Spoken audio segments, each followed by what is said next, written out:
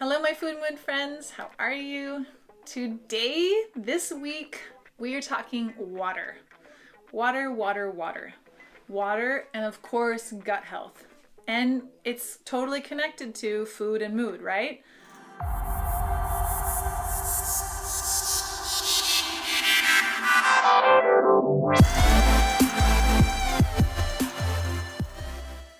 So water is super important, and water in all of the different forms are important. What we're drinking, what we're putting on our skin, what we're exposed to, what's in all of the thing in the water that we're putting soaps and all of this kind of stuff, and the city water and the chlorinated water. All right. First, I want to start with a habit revisit that I'm doing personally. I was recently re-skimming up on the Body Ecology Diet, which is one of my favorite books and one of the foundations of my programs. Check it out, read it. It's an incredible book.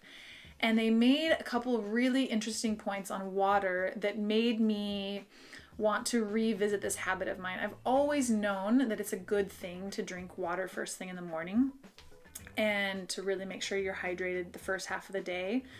And the Body Ecology Diet again touched on how important it is to drink water and how it really helps get the systems going and get the systems flushing, and it fills up our body with the water that it needs to really function.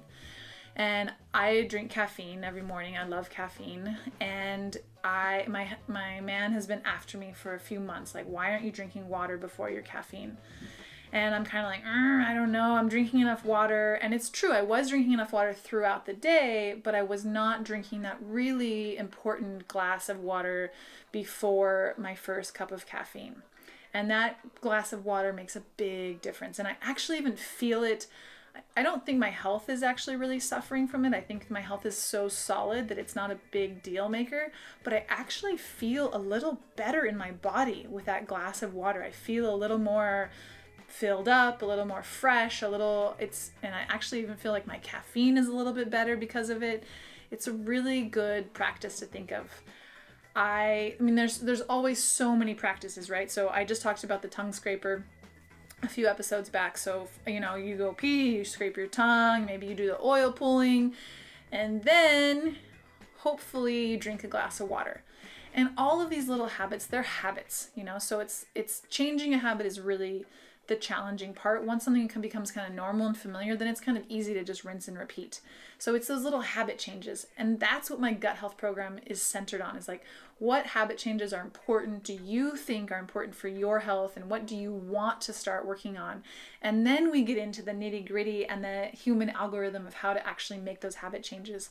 And I'll give you a big clue. One of it is just deciding that I'm going to start doing this is a big landmark in the change habit equation. How much water should we be drinking a day?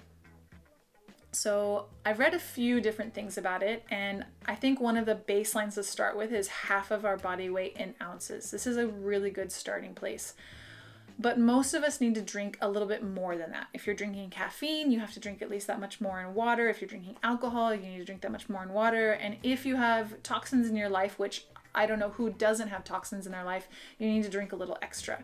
So it's a little tricky. Most people don't like drinking water, and most people don't like drinking water because they're not drinking good water. So city water that has chlorine and fluoride and chemicals in it, it's when we taste it, it's like our body kind of says, I don't really want this. So it makes a really big difference if you're drinking good, fresh, clean, mineralized water. I did an episode, I don't know how many episodes ago, on rich water and really honing in on the difference of mountain fresh, spring fresh, mineralized water and just how incredible it is to drink. And my body just says, yes, yes, yes, yes, yes, yes. And when I'm in the city at different friends' houses and they don't have a filter and I'm drinking the city water, my body is going, no, no, no, no, no, no. So I would really recommend getting filters on your water, testing your water, seeing what's in your water, maybe even putting a filter on your shower head so that you're also not absorbing the city water and the water with chemicals on your skin. Getting those chemicals out is really, really important internally and externally. And then it makes it way easier to drink water, to drink the amount of water that we really need. So, water. And when we drink enough water, well, actually, let's start with when we don't drink enough water. One of the big things is constipation that can happen because our digestive system needs water to function, to process, and to let go of the poop.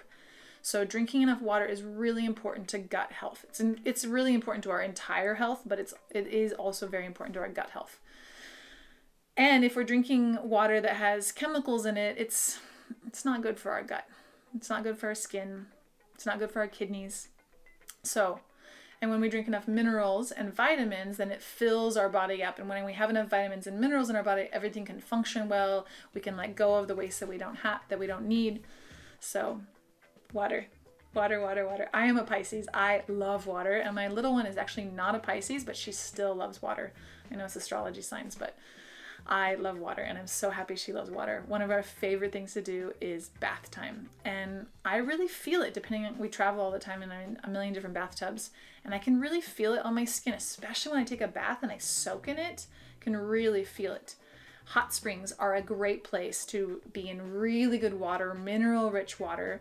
And if you don't have access to hot springs, you can always put Epsom salts. Well, you can put a filter on your water, on your bath water, and then put some Epsom salts or put even some Dead Sea salts in your bath water and help your body remineralize and soak up all that yumminess. All right. Thank you. Ciao. Till next time.